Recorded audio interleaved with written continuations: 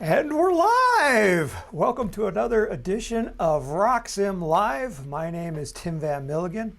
This is where you get to ask your questions about RockSim and designing model rockets, and I will try to answer them for you. The way this works is I'm here live in Colorado. On the East Coast, it's already noon, but we will record this and put it on our YouTube channel so people can watch it later. Off over here, I have a monitor where I am monitoring the incoming chats that people are talking about. Currently, we have 15 people watching, and people are saying hello, and I really appreciate that because I want to know who they are. We have Don Thomas, Mark Gillette, Stu McNabb, Craig Cormier, Joseph M. Purvis, Ronald Zacher, Philippe. I can't pronounce your last name, Philippe. Sorry about that. It's kind of blurry way off here to start with. But anyway, welcome everybody. If you're new to RockSim, let me go to my screen here so you can see what I'm seeing. I want to open up the Apogee website, so in case you're watching this on YouTube and if you've never used RockSim before, I'll show you where to find it.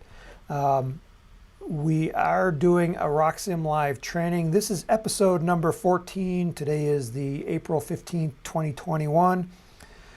We're going to archive it here on this specific page. So if you go to our home page, I'll show you how to get here. You'll see there's a banner here at the top of our home screen that has RockSim on it. It's a scrolling banner, so just keep hitting the buttons until you find the one that says RockSim. We also have a free newsletter that has a slide out here. If you close that, it won't pop out for another 2 weeks. So see here, there's a little button. I'll just close that. Okay, so our RockSim, if you want to get the free trial version, once you click on this, you just hit free trial version, and this will take you to our download page where you can download it. To get to our archives, again, start at the home page, and right now we have a banner right here that's called Facebook Live. If you click on that, that will take you there. But you can also go to How To and Guides, this menu right here. Click on that, then go to Software, and then come over here to RockSim Live Training. And if you click on that, that'll get you to our RockSim Live page. As you notice, we have a new poster up here in the corner. Let me go back to my other screen here. Let me put this down so you can see it. It's the flying machine. And we are giving away a free copy of that same poster, and I've actually signed it down here just to make sure that it doesn't go up in value. I've signed it, so in the future it will still be worth the same price that it is today as a collector's item. So we will have a contest a little bit later to get that poster. We will ship it out like right away so that you can display it on your wall in your workshop, and then when people come in and they see it, they can say, hey, that was on the RockSim Live Training. And that's where you can confirm that that they can get that poster. We're trying to do a poster every time we do, kind of entice people to come and show up. It's kind of an ethical bribe, as they say in the world. Okay, so today we have a couple of questions. Oh boy, we got a bunch. We got more people joining in. Don Vetter, Bill Lanzi, Robert Thompson, Stephen Alter, Corwin L. Craw, and Joe Noble. Man, a lot of people showing up. Ralph showing up. And people are starting to say hello to each other too. That's cool. Okay, so I got some questions via email. We'll start out with those. So I got 2 pages of them. My main topic, what I wanted to talk about today was how to troubleshoot a RockSim design. So that is the main topic, but we got other questions here as well. Stu McNabb, who is here in our live training today, asks, in the 2D view, is there a way to show measurements of the various parts, i.e. the motor mount, the fin root, the nose, the body tube, etc.? And the answer to that one, Stu, is unfortunately no.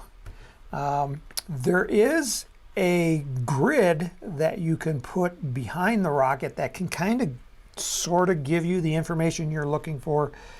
So if you go here to the view, and I think it's this guide settings option right here under the view menu. If you click on that, you'll see the side view and the base view. So you have two different choices here. So in the guide view, choose grid. And then right now the spacing is 0.39 inches. So if I want it, I'll make it a 1/4 inch. And I'll click OK. And you can see that it puts a grid behind the rocket, and every block is a 1/4 inch long. So if I count out 4, okay, so I'm now at 1 inch. And if you want to get a larger view of this screen, this window is detachable here. So if I click the little button over here to the side, it's now detached from the main screen. And then I can change the size by expanding it. And then I can even zoom in. So say if I wanted to know, where this centering ring is here, I can right click on the screen and it was going to bring up this little context menu, and I can say zoom in. And now it's zoomed in, and then I can just click and drag, and I can kind of figure out. So I got here's a 1/4 inch block right here. Okay, so it's about 1/8 of an inch there because it's almost half. And then another, 3/4 of an inch there. So I'm at, about 3/8 inch from the back. And, that's a rough ballpark. So that kind of answers that question. To get this window to reattach to where it was, you can actually put it in 2 spots on the main screen. So as I'm moving around, watch the bottom of the main screen. As I get lower, it snaps up. And at that point, I can just let go with my mouse, and it reattaches that there. You can also attach it to the top of the screen up here by dragging that bar and then just letting it go there. Now it's at the top, and I can adjust the size. At some point, that's as big as I can make it because this screen has to be able to display its information. Okay, so you can also go back here to the view menu and choose Restore Window Default, and that will put it back down here on the bottom. I'm zoomed in currently, so if I want to get back to the regular, I go Zoom Original, and I'm back to the original. I'm going to turn that grid off because for me it's kind of distracting. So I'm going back to the guide settings, and I'm going to select No Guide, and then click OK. Okay, so that's the first question. Number 2, when asking for recommended motors, there are some indicated that state not recommended. Is there a quick way to delete these? So what he's saying, and I've already done it here. So if I went to recommend motors, so you have flight simulations, which are your main simulations, and then you have recommended motors, which are quick simulations with all the simulations run with a specific launch condition. So I'm going to click on recommended motors to just show it. So there's some already run here. I'm going to rerun them. So I'm going to go here to prepare for launch, which is kind of the base of the rocket with 2 arrows pointing down to the launch pad. So we're getting ready to launch. So that's what that symbol means right here on prepare for launch. So I'm going to click on that. And then there's a button here that says recommend motors. And I'm just going to click on that. You don't have to load a motor in the rocket to recommend motors. And we're going to come to this screen, and it's going to tell us our recommended launch conditions. These conditions are kind of like an average spring day. Our launch elevation is 700 feet above sea level, which, you know, the way I picture it is kind of like in the Great Plains of the United States. It's kind of the flat area right there, and it's about 700 feet above sea level. The wind speed is 8 miles an hour. There's no thermals. The launch angle is straight up. Our temperature is almost 60 degrees. It's 50 degrees Fahrenheit. And we have one regular bar of atmospheric pressure, so nothing spectacular. And then you just come down here and you say use recommended conditions, and it's going to run the simulations, and it ran 4 simulations, and I got my simulations right here. Now I have currently displayed only the recommended motors. It ran 4 simulations, but only 3 are displaying. The 4th one was not recommended. So if you come here to this chart and you go under the recommended, RockSim recommended column, and do a right click on that, and you'll see there's a choice that says show only recommended motors. So if I uncheck that, now it's showing me all the motors that it had run, and apparently it ran the 810 twice. It's because it was run before and I had hidden it. Okay, so now you have the recommended and the not recommended showing up. And if you run this for 29 millimeter motors, you know there's over 100 motors in that list. And this list is going to be huge. And so it makes sense to hide these not recommended. So to hide them, again, just go to the RockSim recommended column, right click on it and say show only recommended motors. And now only those recommended are showing. So now the list is going to be a lot shorter. You can also, when you right click on it, you also see there's an organized columns. So I think this was somebody else I saw in the chat, the live chat. Let me go over here. Don Vetter asked, can I include the motor diameter in the simulations info? So he's in the flight simulations info, which is the same as this. There's an organized columns, and when you select that, you can see what you can add to this chart. So, you know, safe deployment over here on the right. You'll see safe deployment is listed right here as I'm displaying that. And if I uncheck it, you can see safe deployment went away in that chart.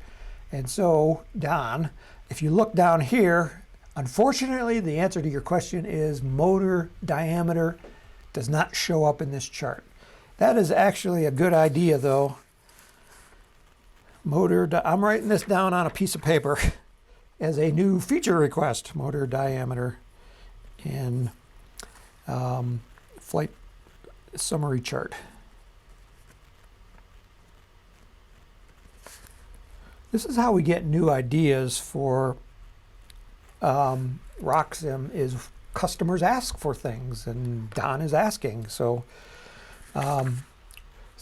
this is how you can select those. So you have that under recommended motors and under flight simulations. So now on this one, I had done a number of simulations, and you can see the numbers are a little bit different. So I was tweaking things. I was changing the launch angle, see if I could get a little bit more altitude. But you can also do that here. Just go, if you right click on this and you have organized columns, and now I can, I can say what's the recommended delay, and it added it over here on the end. So here's my recommended delay, 4 seconds. And you can organize these columns here by now just clicking and dragging. So I'm going to drop it right there. So now where recommended delay used to be on the back end, now it's over here in the front. And that's the quick and easy way to organize your data so you can find out what you want. You can also print out the recommended motor chart. That was a new feature in 10.2, which is what we're running currently as of today. When you go to File, Print, you'll now see a recommended motor table down here that you should be able to print out. You can also print out your flight simulations table. I think people are really going to enjoy being able to print out the recommended motors. Okay, so that was Stu's second question. Number 3, when using mass override, should the empty weight include everything but the motor? And the answer to that is yes. So he's asking, okay, I'm gonna mass override this rocket. Currently, let me see, yeah, you can see it. The mass is 12.22 grams, but this includes the rocket motor. So I'm gonna go up here and just drop the rocket motor. So I'm gonna go clear selected, and then click OK, and it unloads the motor. So now the mass is now 5.25 grams for this whole rocket. This is a little rocket that I'm working on for a competition. It's called the North Coast Cup. It's going to be held, I believe, at National Sport Launch here in Colorado, but it's in the San Luis Valley, which is near the Great Sand Dunes. So it's a really good vacation spot because you have the Great Sand Dunes right there. That's where I think they filmed Star Wars, the original one, where they're on Tatooine and it was all sandy with lots of big hills. That's right there, and it's nestled right up against the mountains, but they don't show the big tall mountains right next to it.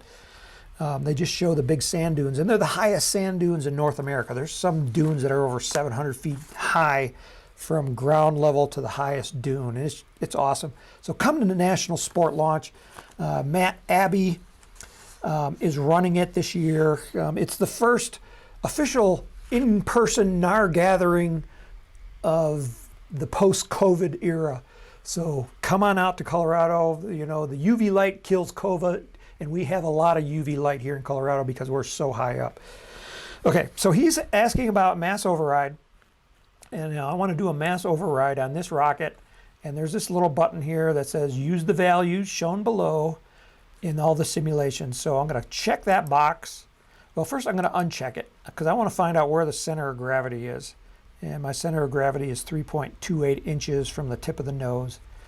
Because when you put in a mass override, you also need to put in a CG override. So I'm just going to put it back in the same spot because I don't know where it is right now. And then the mass is going to be, let's call it 7 grams. Hit tab, and you can see that the mass is back over here. And then when you load the engine back in, choose an engine. I'll just throw an A103 in there, click OK. And it loaded the engine, and you can see now my mass is up to 13 grams. So yes, the answer to that is yes, you do just want it, you just only want the empty mass of the rocket, not the mass of the rocket plus the motor when you're doing a mass override. Number 4, in the 2D flight profile, when I run a sim, it goes continuously. Is there a way to show it only one time? So we have loaded a motor here. Let me see what my conditions are. It's going to deploy the streamer at maximum ejection delay, which I have it at 3 seconds starting state. I got a 36-inch launch rod going straight up.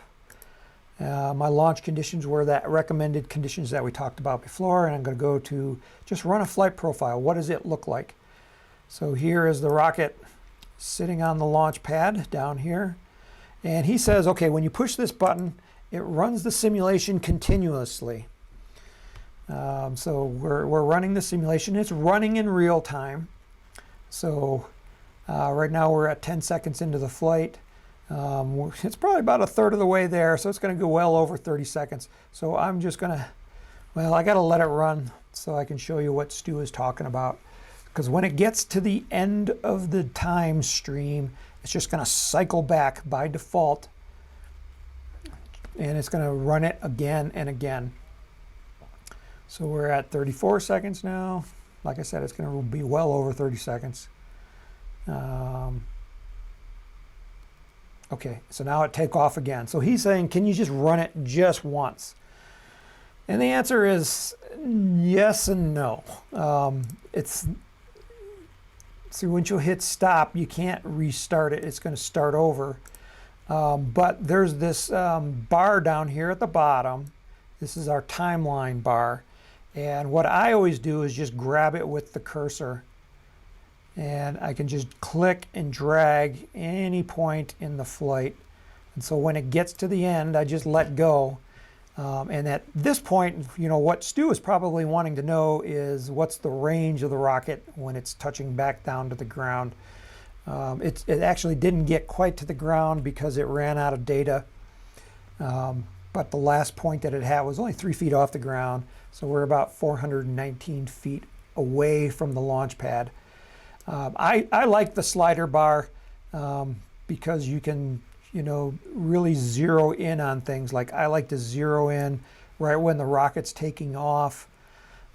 Over here off to the side, there's a way to speed things up. So if I choose 0.5, you'll see what that does. It'll run the simulation in half the time. If I go to 0.1, it'll slow it down even further. Even slower, even slower. Now it's like really crawling. And now at this point, it's really going to crawl, and it's going to take forever. This is not running in real time anymore. If I want to run in real time, just choose actual time. And we'll click cancel. So that's the answer to your question, Stu, is you can't, it won't stop at the end, but you can pause it and then drag the slider along. And then his last question is, if running a simulation including a payload, should a person save 2 versions of the rocket, one with and one without the payload? We have a payload rocket right here. This is called the Research Express. And if you can see it over here in my corner. It is a payload rocket. So if I wanted to drop an altimeter in it as a payload, well, the payload is going to be a mass object. So let me open up the Research Express and just type in research. See if it finds anything for me. I'm just scrolling through real fast because I'm not looking in the current data folder. Okay, so my current data folder is in the applications folder, RockSim 10.2 F37, which is the latest, and inside of that is the designs. This is the default designs for RockSim. You can see all the different manufacturers, and I think this was one of the questions that I saw come up in the comments. There's a lot of questions. Mark Gillette wrote, can non-Apogee rockets be used in RockSim?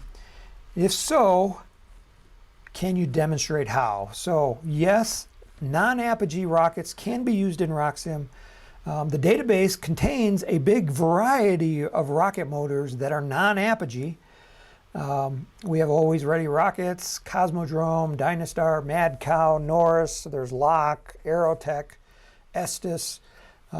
It's a pretty extensive database, but it doesn't include everything. The ones that we include are the ones that we sell on our Apogee website. So if you go to the Apogee website again, and you go to shop, and you can say view rockets by manufacturer over here to the side. This will give you a list of all the rockets that Apogee sells. You know, we have Aerospace Specialty Products, ASP, a shout out to Andy Jackson, Aerotech, Aggressor Aerospace, that's Scott Haskin, Altera Rockets, Always Ready Rocketry. And if you click on some of these rockets, you know, like here's the Estes doorknob. You'll see the product. You can buy the product right here by adding it to your cart. But also right here, right below the add to cart, there's these buttons. And there's the RockSim file, and you can click on that. And it'll drop you down to the bottom of the page where you can download the RockSim file. And you can either click on the rocket itself or the design file right here. Both of these are links to the same file. And if you want other kits, you'd have to go to other manufacturers' websites. I know Lock puts a lot of their kits into RockSim, and he has all the RockSim files there. There's other places on the internet where you can download RockSim files. I think one of them is Rocket Reviews. Let me open up a new tab here. rocketreviews.com. He has RockSim files too for a lot of things. So he's got an excess High Flyer XL. Let's see if it's got a RockSim design attached to it. Not particularly this one, unfortunately, but that's, you know, not our website. We don't control it. Don't ask us for those other files. We're having a hard enough time doing our own rockets. So that's all of Stu's questions. Boy, we're already halfway into this video, and I got like 3 more questions here, but my main topic today was how to troubleshoot a RockSim design. So I had a question from Steve Alter. He sent me a RockSim file, and he says, when I run the design, I'm getting an NAN error. So what's an NAN error? So on my screen, he sent me this RockSim design, geosat lv-motors.rocksim file. So I'm going to open that up. And do I want to save my other one? Say no, I don't care. Okay, so this is the design Steve sent me. And it's a geosat 5. I think this might be an old recreation from an Estes file. You can see he has put it in himself. I can kind of tell because it's all blue. By default, if you don't change the colors, it's going to make it all blue. I encourage people to change colors because it helps identify parts more easily. Say, for example, this middle tube here, this long one in the middle, it's split right here, but maybe it was split in 2 sections. You know, what I do when I do a design that's like that, instead of making the color all the same color, even though in real life it's actually colored that way, I'll change the color just slightly. So they're both blue, but one is a slightly different hue of blue, so I can tell where it splits. And that's kind of one of the reasons why I change colors. So we can see his design right here. He has run the simulation, and he's getting the icon up here at the top where the rocket didn't leave the pad. So the first question that always runs through people's minds is RockSim broken? Well, the first thing that of troubleshooting is to open a different design and run a simulation just to verify that RockSim is not broken. We have previously run a simulation, that little short rocket that I had shown. And we ran the recommended motors and we did the 2D flight profile, and I haven't closed RockSim, so I know RockSim is working. So that kind of eliminates the software itself. So now we're more focused in on either the settings of the rocket or the design. Now, when you run a rocket and you get an NAN error, that usually means something is wrong. NAN stands for not a number. So it's trying to run the simulation, but it ran into a numeric error in running the simulation, and so it couldn't figure out something. So basically the rocket never left the pad because something is wrong. Like I said, there's either one of 2 things. It's either the settings of the simulation or in the rocket design itself. It's almost always in the rocket design itself. So of those 2 causes for errors, start with the rocket design itself. So now a lot of people get really afraid of, I forget, one of Stu's questions was about saving designs. So if you're if you're running a design and you're getting an error, the first thing you should do is to resave the design as a different name so your original design is not touched. So I'm going to go here to File, and I'm going to do a Save As, and I'm going to just change the name of this and just make it Test. I don't know, just anything different so that my original file is not touched, because I don't want to screw it up. So you can tell the name of the RockSim file. It's up here at the very, very top of the screen. So now when I'm running simulations, these simulations are going to be saved into this new file that I created, not the old one. The old one is kind of like we never even opened it. Okay, so he's loaded motors, and this gets to Stu's question. He's asking, when you drop in a payload, do you want to resave it as two designs, one with and one without? And the answer is it's up to you. I would recommend saving it with, but then when you change the name so you can tell it apart. So it's, you know, so if I put a payload in here, I would save it as Geosat LV dash motors dash with payload. And so the next time I'm looking for the one with the payload, I already have it. So it's a little bit simpler to open. Okay, so getting back to this one here, I'm going to click on the simulation and I'm going to say load engines. Well, actually, I want to go to edit first. Edit allows you to do troubleshooting. So edit doesn't really load the motors or load the simulation parameters. It just allows you to see what was previously run for that simulation. So he had loaded E12.6s. Under flight events, he's deploying a maximum ejection delay. He's got 3 parachutes in there. They're all coming out at the maximum ejection delay. Simulation controls. He's ending the simulation when that rocket comes back down to the ground. Starting state, he has a 36-inch launch rod straight up.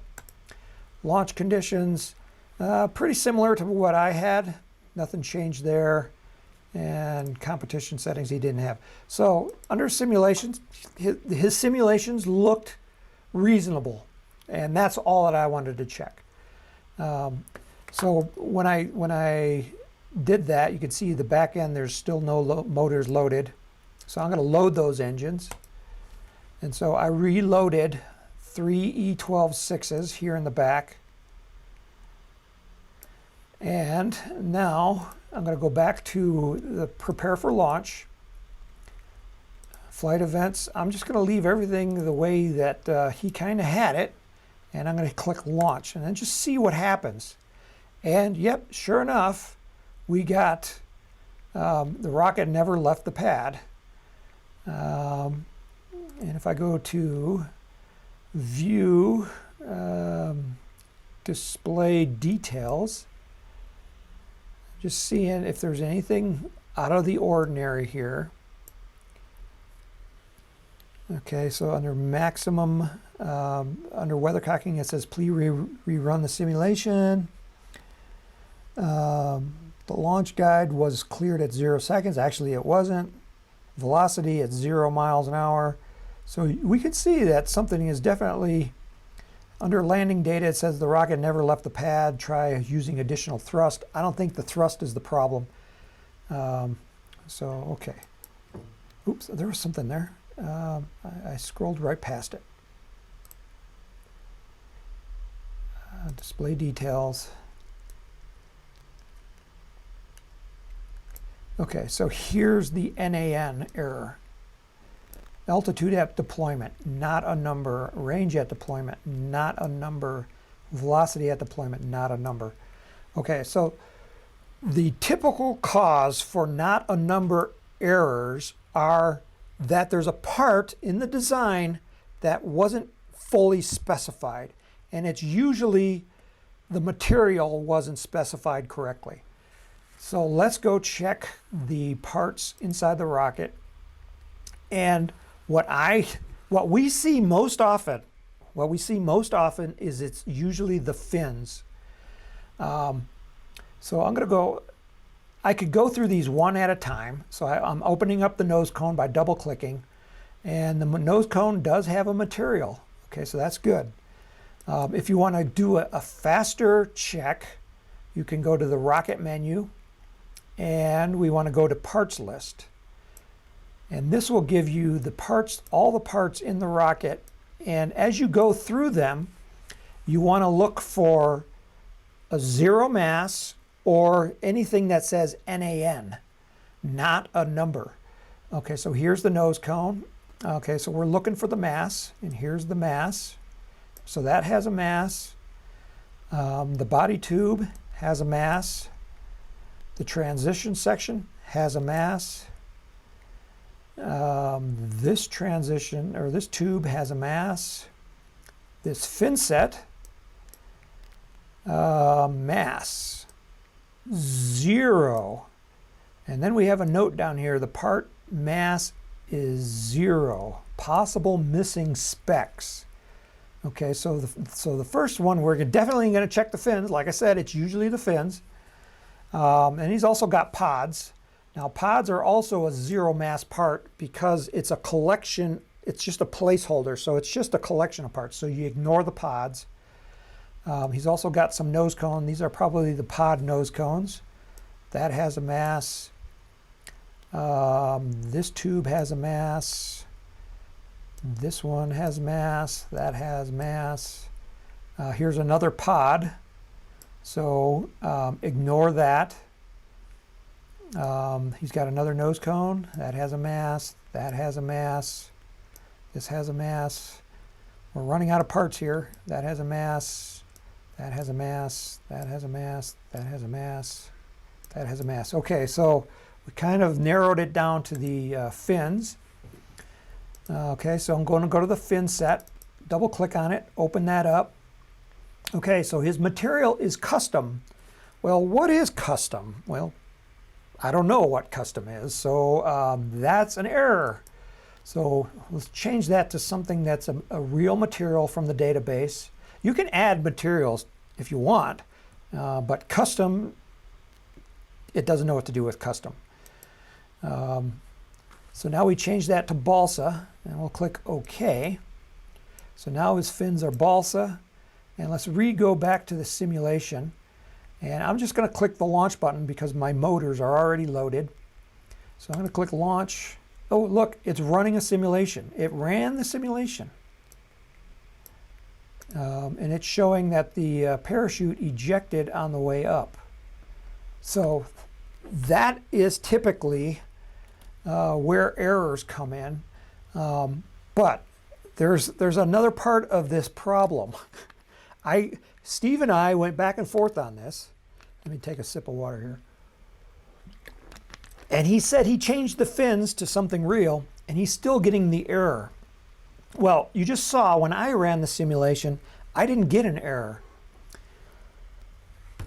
So how come he's still getting an error? So this is where it gets really hard to troubleshoot. Okay, so I'm running this computer right here in front of me is my Macintosh.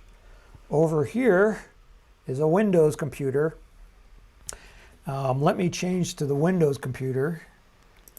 And so now we're on the Windows computer. And I have to go over here. And this one doesn't have a mouse attached to it, so I got to use the trackpad. And I'm trying to make this as big as possible. So here's his rocket again. And on this particular one, I haven't changed the fins yet. So I'm going to double click and open the fins. And he's got it at custom. So I want to change that to something real. I'm going to change that to balsa. And click OK.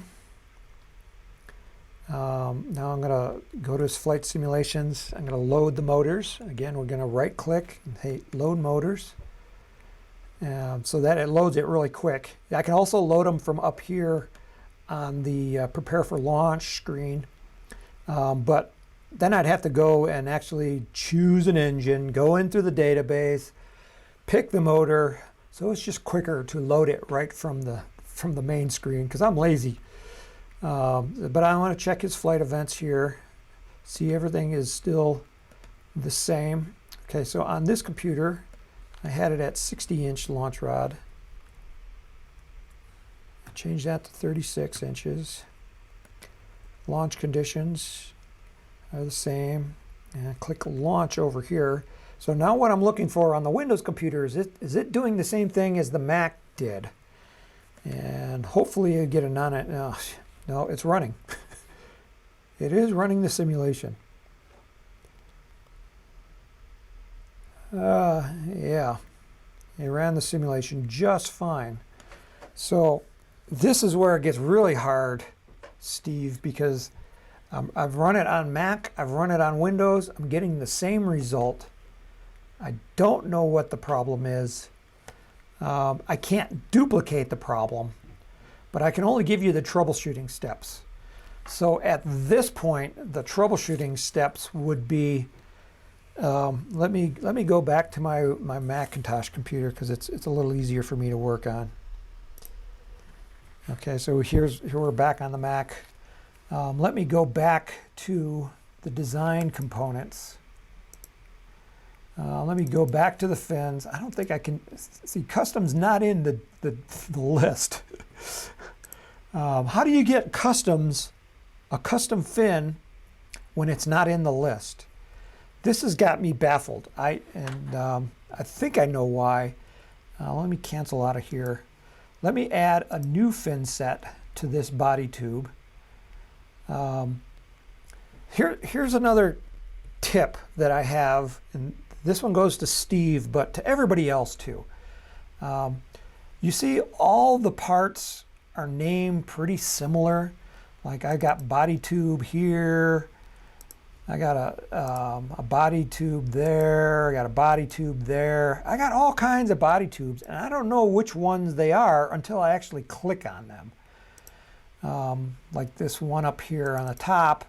This, oh, okay, I can see now that's the payload tube. So when you're creating the tubes, give them distinctive names so that when I have to go through them and troubleshoot your design, I know what I'm looking for, because I can kind of figure things out if they have distinct names. So we'll call this one the payload tube. And I click OK, and see now I know it's a payload tube. So I'm assuming that this one right here is our main tube, so let's call it the main tube. Click OK. In his main tube, he's got another body tube. I assume that this is an engine mount tube. Let's call it a side pod. And we are looking from the side of the rocket right now. If we look from the top, it's on the right side of the rocket. So we're looking at a top view, and this is the right side up at the top. So I'm going to call it the starboard side pod tube. And click OK. So now I kind of know which tube is what. So in our main tube, I want to add another fin set. So I'm going to click on fins. I'm going to ignore the database. I think sometimes the very first time, if there's not already a fin set added, you might get the material where the material is blank. And I think that's how come custom shows up.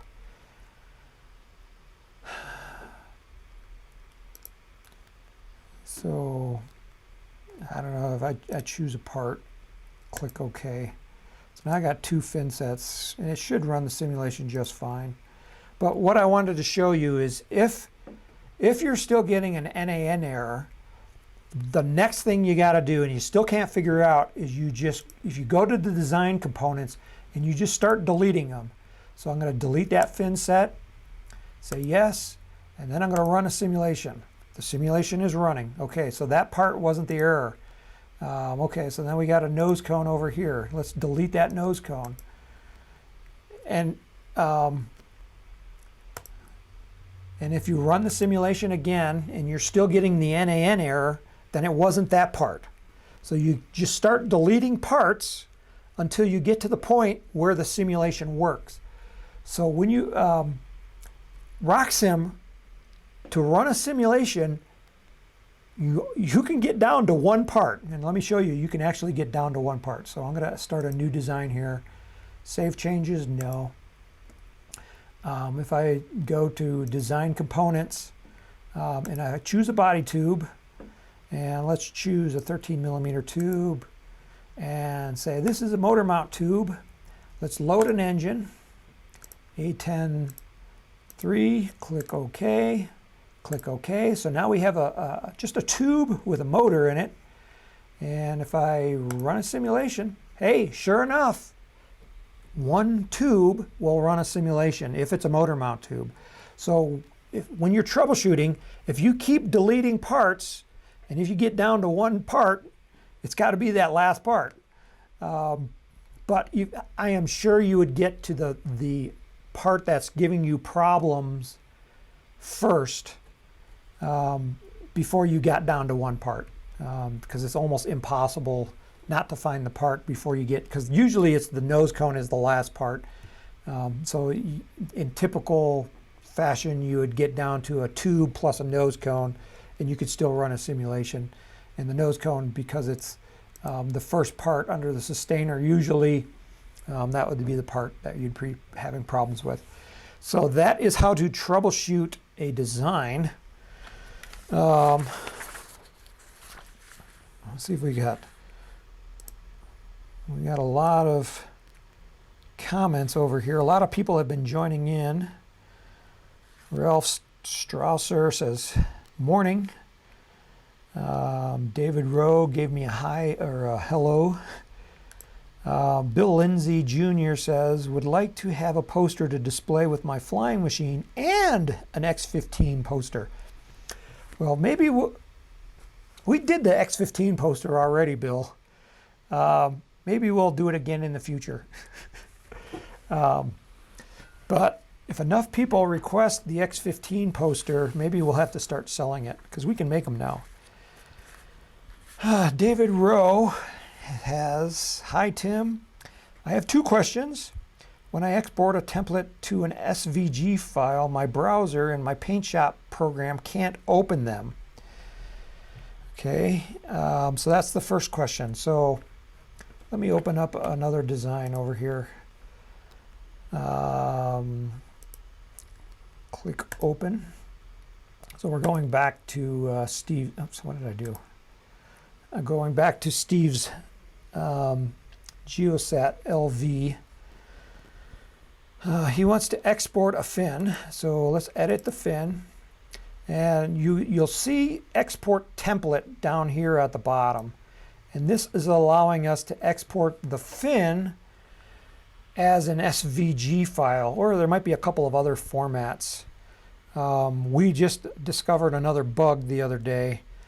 And that's usually there was an STL format. For some reason the STL is not working, but he's exporting an SVG template. Let me cancel that out. If you're not seeing this export template button down here, you need to go to your preferences. I can't get to the preferences unless I'm out of this screen. Go to your preferences, and under miscellaneous, there's a button here that says allow template exports. Make sure that's checked, because if you don't check it here, you can't export a fin template. And I'm not sure why we did that, because it just makes sense to export them anytime you want. So I'm going back here to the fin, export the template, and I'm going to export the fin template as an SVG. SVG stands for Scalable Vector Graphic, so it's a vector file. I'm just going to throw it on my desktop. So you can see I'm on my desktop, and that's where it's going to save it. And I've exported, and it tells you where you saved it. I'll click OK. So if I go to my desktop, I need to get a browser here. Okay, so here is my desktop window. On my desktop, I have the SVG file format. Now on Windows, this is not a pixel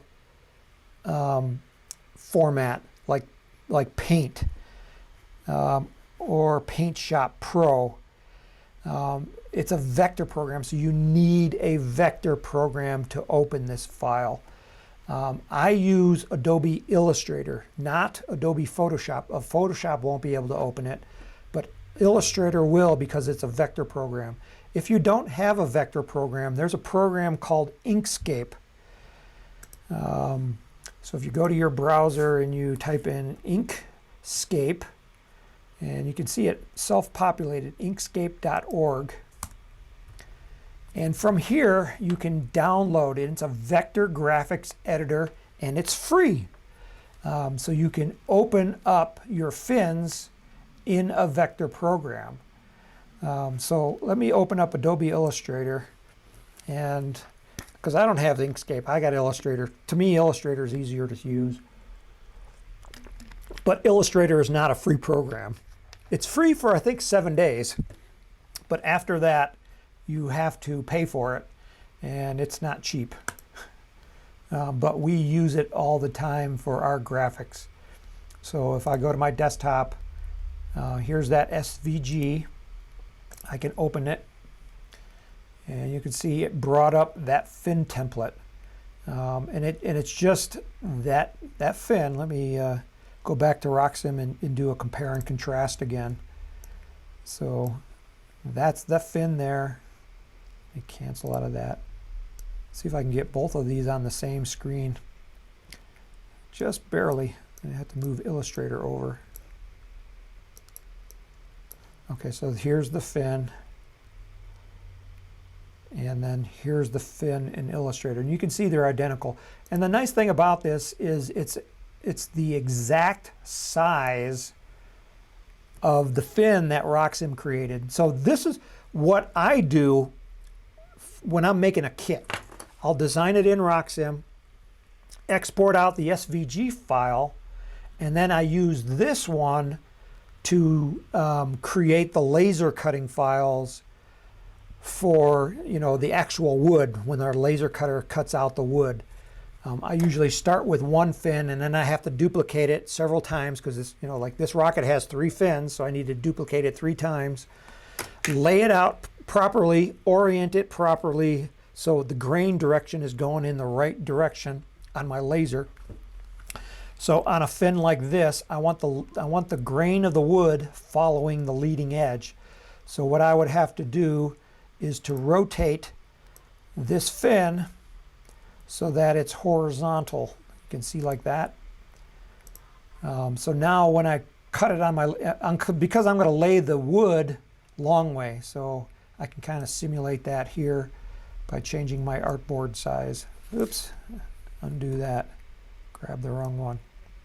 So typically a fin is, you know, my fin stock that we carry is 3 inches wide. And I don't know if you can see my, just off to the right of my cursor, it's giving me my bounding box size. So this fin, the fin, you know, the piece of wood is like over 6 inches tall so far. So these are huge fins. And it's not going to fit on a single sheet of balsa wood. And then, so for something like this, I would have to split the wood up into several pieces. If you got the X15 kit, you know what I mean, because I had to split the wood into several pieces in order to get it onto the wood. So if I go back here to the Apogee website and I go to the X15 page, I'm looking for a picture of the wood. Okay, so here's my wood. You can see these are 2 fins, the 2 wings that are on the side of the rocket. I had to split them up into 2 pieces so that they would fit on the width of the balsa sheet. So that's how I had to do it. Now this one down here, these are the vertical, or these horizontal stabilizers or elevators. These did fit on a single sheet of wood, and I can get 2 of them on there. So that should answer that question, David. You need a program like Inkscape to open them up. But once you have it, you can do all kinds of cool things. But if you have problems with Inkscape, we are not the experts on Inkscape, so you'll have to ask somebody else. I'm sure they have a forum where you can get your questions answered.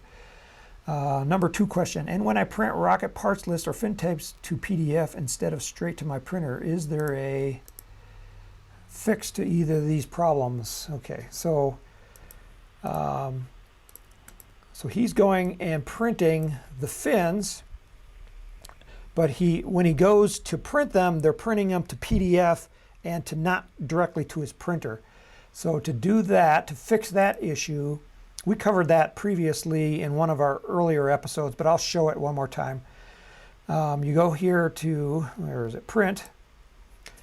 So he wants to do like a parts list. Let me uncheck this. Let's just do like a drawing, the side view. So all I'm printing is the side view of the rocket, which is this one right here. And here's the little trick. It's hidden on the tab called Additional Settings. So you click on Additional Settings, and you'll see the little box that says Print to PDF Format.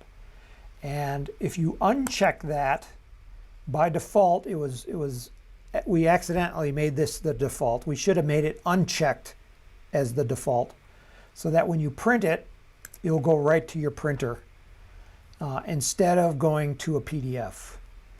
But on the Macintosh, I also have an option here to print to a PDF, and I'm going to say let's open it in preview, like what it's going to look like on a PDF.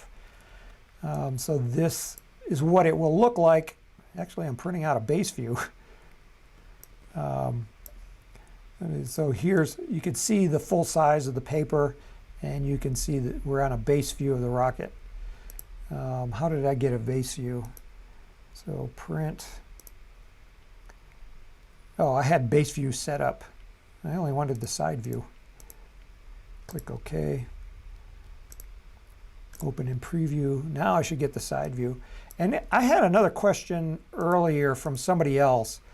And they asked, how do you get on this piece of paper in landscape mode? And the answer to that question is you can't get it into landscape mode. It's always going to put the rocket horizontal.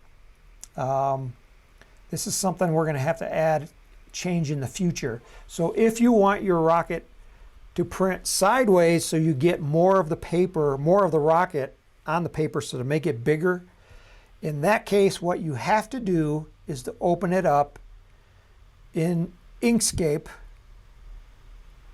and then print it from Inkscape, because at that point now you have more control on how the rocket is arranged on the paper.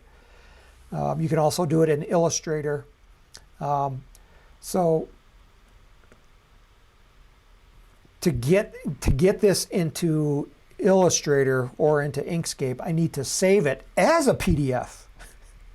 This is where it really helps to have, because a PDF is a vector format.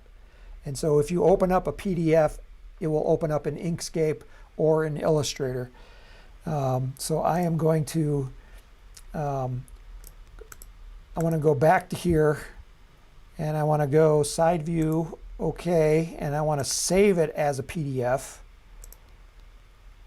And it's asking me where I want to save it. And I'm going to say side view as the name. Save it. So now it's saved as a PDF on my desktop. So if I go back to Illustrator, and if I go to File, Open in Illustrator or in Inkscape, you'll see it as a PDF, and you can open it. And you can see now I got that same view. But now from here, I can change my, the dimensions of the paper, or I can take the drawing itself, select everything, just rotate it around, and then just grab this part of the rocket, and then just scale this part of the rocket to fill up the entire paper. And so that's how I would do it. But this is not a tutorial on vector programs. This is a tutorial on RockSim, so I'm going to go back to that. So now I'm checking my monitor, seeing if there's any other questions over here. Don Vetter says, thanks for answering my question. Since I have adapters for motor mounts for motors smaller than the kit mounts, when searching for motors, I search for motor size for the motor mount and smaller. Can't tell what's in the simulation list. Okay, so this goes back to his original question of under flight simulations, he's got adapters, he's listing motors there with adapters, so they're smaller So he wants to be able to sort them, which is a good idea. Hope it's easier to add this in the future, maybe. The problem that I foresee right off the top of my head is what happens when you have like a cluster like this, when you have two different diameters. So which one do you display in that column? I think by default we would say choose the bigger one. So that is one of the issues that just pops into my head just thinking about it. Stephen Alter still says he's getting NANs, and I don't know why, Stephen. Yeah, I'm saying too, because I don't get it. What I would do is just, like I said, start deleting parts. I restarted the file and changed the fin material, and now it's flying. So that's good. Elvin Miller says thank you. Mark Bartowski says, Mark, I said your name wrong. He says, I'm here. George Wagner says, great tip about the vector graphic. Robert Thompson says, thanks. David Rose says, thank you, Tim. I'll try the program that you mentioned. Dave Thomas says, love the X15. David Rose says, thanks for that tip. Thank you so much. Okay, so we are out of time and we haven't given away the poster. So we're going to give away the poster. So say, okay, so see if you can give me not a word, but a emoji sign. So the first person, yes, no, not the first person. Let's go fourth person that gives me an emoji in the comments section here on Facebook, today on Facebook. You are going to be the winner, and I will announce the winner live. So if you're watching this on replay on our YouTube channel, you really need to show up at these events so you can have a chance to win. Win the poster. So this is the poster that we're giving away. So give me an emoji in the comments, and we will give the fourth person that I see as I'm reading them off. That will be the official winner, because I don't know how they're arranged on your screen. So I'm looking at I have the official screen right here. And we have a winner. So Ralph Strasser was number 1. Stephen Alter was number 2. David Rowe was number 3. Joe Noble is the winner. He's number 4. We also had submission by Al Anzik, Mark, Chris Britt. So thank you guys for playing. I'm trying to come up with a new contest where everybody might be a winner. So what I'm thinking is, you know that we can create decals, and so I'm thinking about we're going to create a special decal for an episode, and we'll print them for free. But if you pay the postage, we'll send you the decal that we print for the special episode. And maybe, it'll be kind of a collector's item, because, hey, I watched the 15th episode, which will be the next one next time. So it will be a commemorative edition for the 15th episode. So maybe we'll do a 15th and a 16th, so it kind of entice people to come to every one of them. And also come to the Apogee website, because in order to get it, we'll make it so that you have to order something else so that we can throw it into your box. So I'm trying to get people to actually order stuff too at the same time from Apogee. And we got a lot of stuff, I'm sure, that you want to order anyway. So we are coming to the end of this episode. And again, I would thank you for coming. I don't know if I got to all the questions. I will read through everything again to make sure. And then if I didn't get to your question, I'll get it next time. So you're watching the RockSim Live. We are live at 12 noon Eastern Time on Fridays, and it's on Facebook, but you do not need to have a Facebook account to see it live on Facebook. You only need a Facebook account to log in to be able to be in the chats. So if you just want to watch, you can do it on Facebook, but then we archive them on our website, and I showed you at the beginning where we put them, so you can always join in later. So I've run out of things to say. I'd like, again, thank you for coming. I really appreciate it.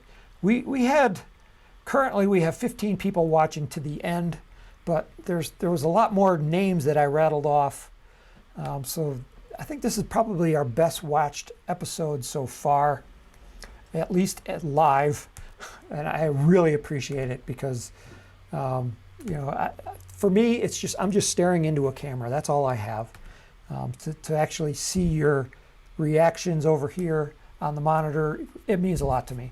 And I appreciate you coming and spending this hour with me. I know, and I hope it's an investment. I hope you're learning something. My goal is so that I want to create a lot of expert RockSim users so that when people like Steven have questions, they don't have to come to me or to our staff. You can discuss it amongst yourselves and figure it out.